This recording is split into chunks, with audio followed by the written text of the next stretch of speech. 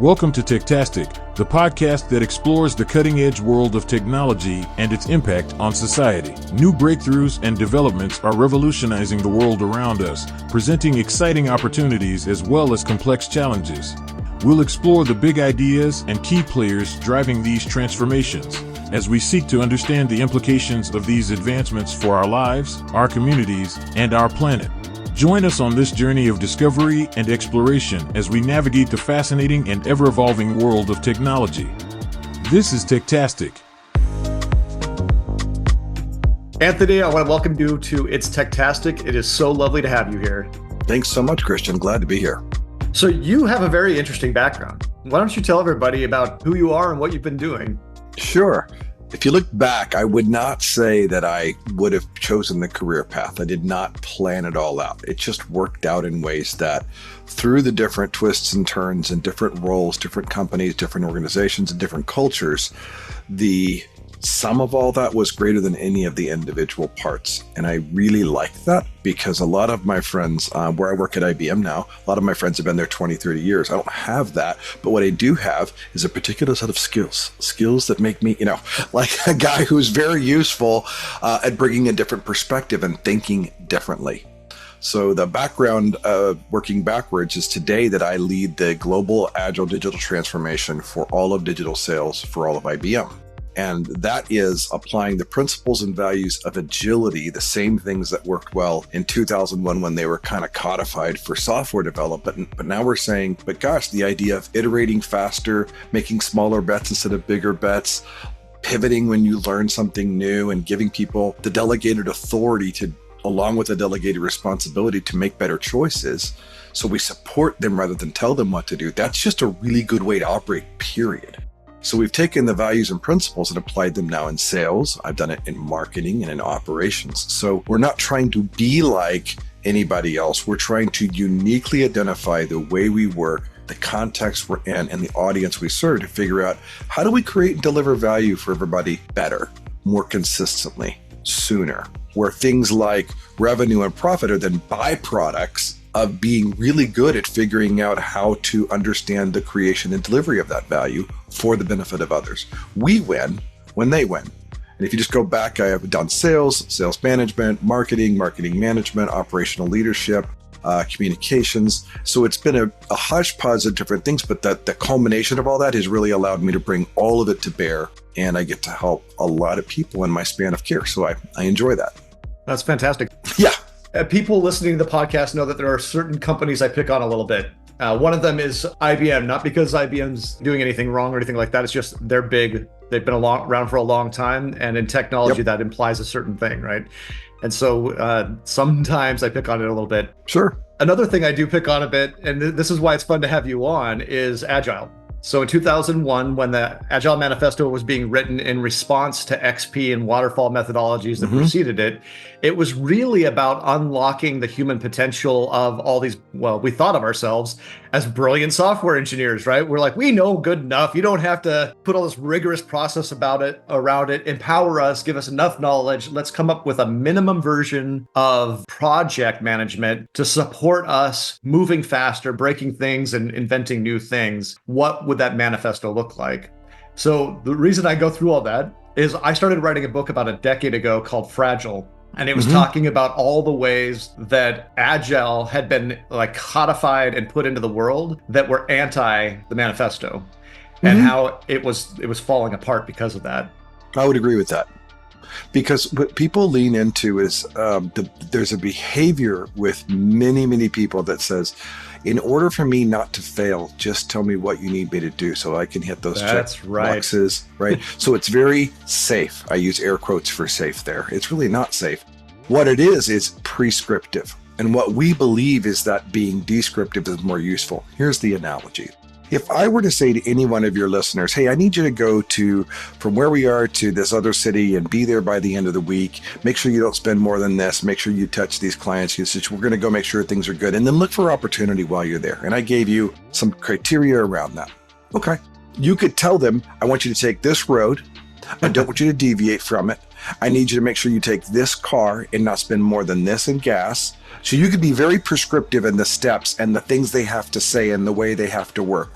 right? You could do that. And for a long time, that's the way it was, where managers existed to make sure there was compliance and people were staying inside their lanes and doing the numbers game of if you just make enough calls, if you just do enough stuff, you'll be successful. And that's just not true, right? More of a bad activity or even faster of the wrong activity will not make you successful. So instead of prescribing the route and the destination and all the things that I'm describing for this, I just say, here's the description of what we want from this trip. The reason we're sending you to go to the city is to accomplish these things. Don't really care how you do that. Make sure you do a couple of these things. Here's some boundaries for you. But the way you do that and the way you learn and come back and tell us what you learned, that's what we're interested in, because you're the experts. We think you're in this role because you know something and you're really good at helping understand what others need and bringing that back so that we know how to create and deliver value. Well, one of those is a map with highlighted directions and turn-by-turn instructions. And the other one is GPS. Right? I prefer GPS because I believe everybody should be given the baseline of trust. If I've hired you and we've trained you, you should have everything you need to go and be successful. But the way you do that should be entirely up to the context that you find yourself in and your own personal experiences. Don't do it exactly like I would do it. And there's where a lot of leadership, and I would say management, really gets in the way. Management wants to prescribe, this is the way, this is the thing. And while it's helpful to have boundaries and guidelines to make sure we don't break too much stuff or do something illegal, immoral, unethical, I think it's very helpful to have the boundary, but the white space in the middle should be blank. Very much, because the answer is we don't know what always works, because nothing is that much of a template. You have to account for the human connection. You have to account for the emotion. You have to account for the experience. And that gives our people the freedom to go figure out the best way to do something in this situation and in that situation. I love the way you were describing that, because when I've had large organizations and we start going through a planning process that starts to get down into like task assignment and like breaking things down to these tasks, like what the hell are we doing? If we have good engineers, which we do, because we have great people, that's why we hired them, they should have the freedom to figure out the right way to do this. If we're figuring out how to do it up front, why are we paying them to do anything?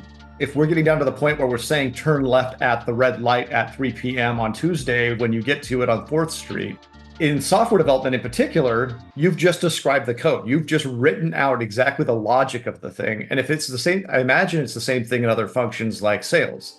If you have to say, meet with Dave on Tuesday at 3 o'clock, tell him these specific, like this is the benefits to him, this is why Dave's going to buy it. You've gone into the point of, I could have a chatbot do this. I could do it myself, right? In any function, you want the creativity of the person and the ingenuity of their listening skills, active listening to understand. In sales, it'd be the buyer signals. In marketing, it would be understanding the pulse based on data and feedback. In operations, it would be what the teams are telling you. In finance, it would be based on your cash flow, your accounts payable, accounts receivable, looking for trends. And, it doesn't really matter the function. The principle is, do we set our people up to succeed? One of the things I think that people fail to recognize, and this is one of the critiques to the Agile Manifesto, is that there wasn't a lot of clarity when they describe something. Like a user story is meant to be a description of the end user, what they're doing and what they're expecting and what you're doing in response to it. Not the directive, this is exactly how we're going to solve that problem, but more we're going to land a person on the moon and we're going to get them back safely. It's meant to be an epic. It's meant to be a very lofty ideal. And then your job as a software engineer or a sales or anybody that's involved in that is to use your critical thinking skills to dissect that into something that you can act on, right? Mm-hmm. And what ends up invariably happening over time, I've found it like everywhere I've ever been, I see it occur, is that it gets less lofty and more refined. Granular, right. And it's because of fear of failure. Everybody's afraid that if you give me the responsibility of figuring out how to do that and it doesn't exactly work out right, I'm going to be the one punished for it. And it doesn't always come across as that. It's just, hey, that's not exactly what we expected. You go to a demo, you're in a sales call, the customer sees it, and it's not exactly what they were expecting because there was a lack of clarity of the outcome, right? So the software engineer or the product manager, whoever, their response is, oh, I didn't have good enough requirements. And so they start asking more detailed questions, which is a good activity, right? I want to get better clarity about what you want. But over time, that gets narrower and narrower to the point where it actually is no value at all. Prescriptive after a while. Right. Yeah. You shifted from we started the message, right? I want GPS. I want descriptive, describe the destination and the desired outcome, and then trust people to figure it out and help them figure it out, support them. I think management has two roles and two roles only today, 21st century. I think you have to help people with their career growth, and I think you have to skill them up. That's it. As a manager, I don't need to tell them what to do or how to do it. I can demonstrate, show, coach, teach, mentor, train, but I need to empower them to use their brain, their experience, their knowledge, their network to improve. My job is to not say, did you get it right? It's to say, did you learn? True story. Yep. I was in sales. This is like 99 or something like that. And a guy named Charlie Reed was my sales manager. And I had a really big deal. And it was, one of those, if you don't land this, you're not going to make your numbers for the quarter kind of deal. And sure enough, I lost. And when I lost the deal, I realized it's because I didn't know something. I had a lack of knowledge around something that caused us to lose the deal. So I went to meet with Charlie and I said, Charlie, I closed the office door, went in and said, I'm just sorry to tell you this deal with this very large company isn't going to happen. I didn't know about this. I don't know how I didn't know that, but I didn't know that. And because of that, we lost the deal. He's like, okay. And I thought he was going to yell at me. I thought he'd be mad. And he goes, I said, well, I'm really sorry. He goes, well, did you learn? I said, well, yeah, now I know something I didn't know. He goes, okay, don't do it again. And I'm like, I thought I might have to give my resignation today. Like I was really scared. And he says, Anthony, I don't want to fire you. I'll never fire you for making a mistake. But I will fire your ass if you make the same mistake, right? And it was such a helpful construct of that's permission to fail. Because if I fail and learn, did I really fail or did I now gain a skill? Yeah, it hurt, but that's how you have to let your kids grow up, right? You have to let them fall. It hurts as a parent. You don't want them to fall. You don't want them to, but they have to. Not everything has to be super painful. You could protect from some things, but the helicopter parent, right, is going to try to prevent everything, and then the kid doesn't grow. It's like planting a new tree. If you put a new tree in, they're going to tell you, a horticulturist will tell you, put 4 stakes in the ground and tie it down to where the wind doesn't just snap it. It's so brittle, it's so small. But after about, depending on the tree, after a year, 6 months, couple of years, you have to cut those off. You have to take those stakes away because once it gets to a certain size, once it matures enough, even though it's still on a small stage, the wind pushing on it and it blowing and going back and forth is what makes it stronger. That's right. It's the resistance building up is what builds the strength. So when you talked about your book, Fragile, there's a concept called fragile and anti-fragile. Mm-hmm. So in theory, the tree is fragile on day one.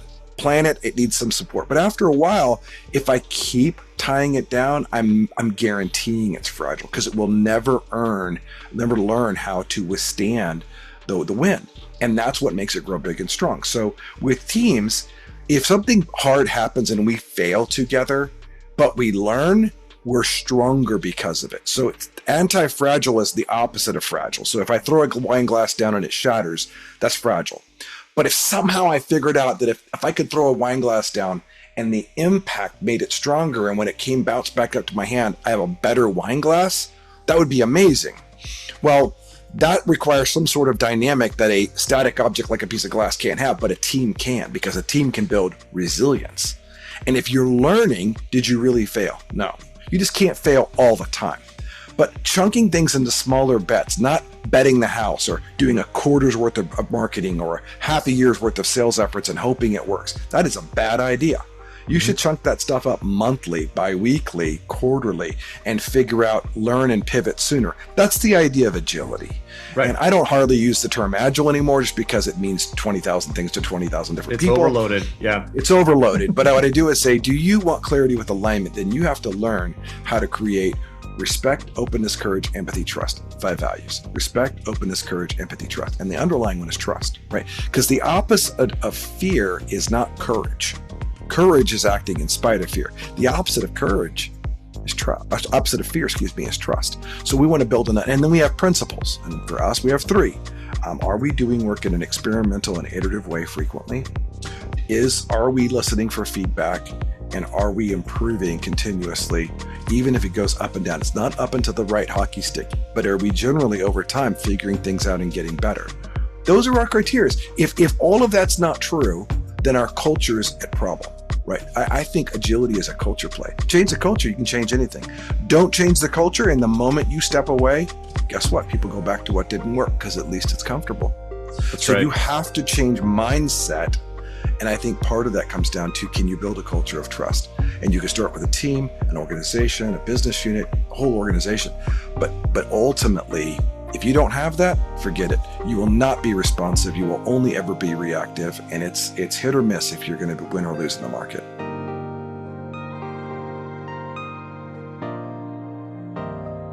And that's a wrap for this episode of Techtastic. I want to thank you personally for joining us, and we'll see you next time.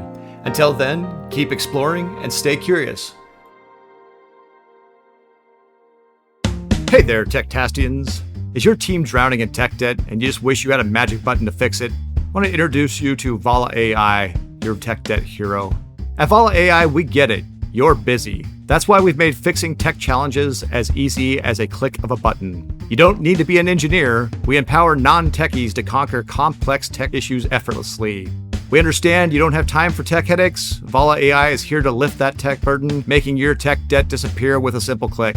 So ready to say goodbye to tech troubles? Try Vala.ai. Your solutions are just a click away.